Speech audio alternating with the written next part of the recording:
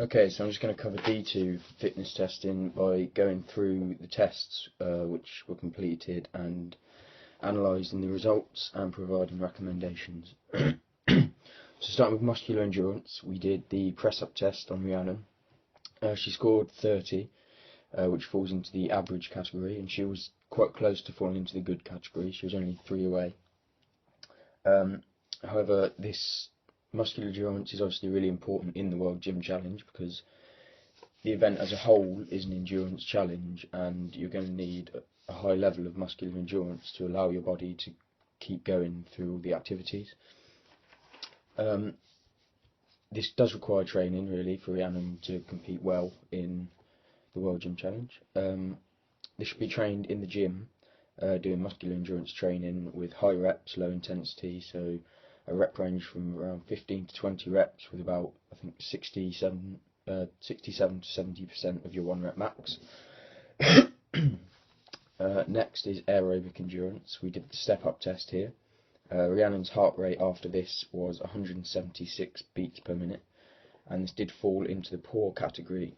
The only thing to mention about this is that we did activities previously to the step-up test, so we did the 30-metre sprint test before that, as well as the muscular endurance test, which means that the heart rate would have been higher than if she'd have done it from rest to start with, because her body's been working quite hard before we actually did the activity.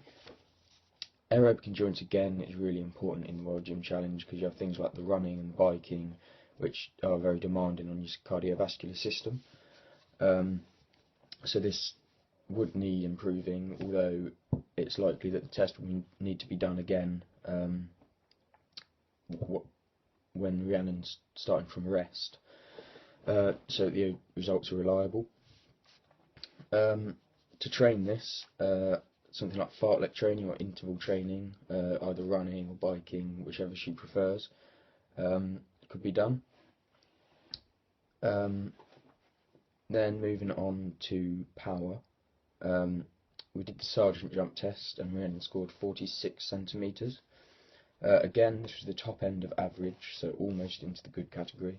It's quite likely that if the test were to be repeated, Rhiannon would be capable of reaching that good category. However, the results do say that she was in the average category. So again, power really important in the World Gym Challenge because you have an exercise like the box jumps.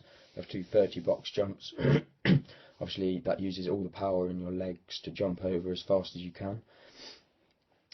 So you want to be able to do that relatively quickly, using a lot of power. That would need training as well if Rhiannon wanted to progress within the World Gym Challenge.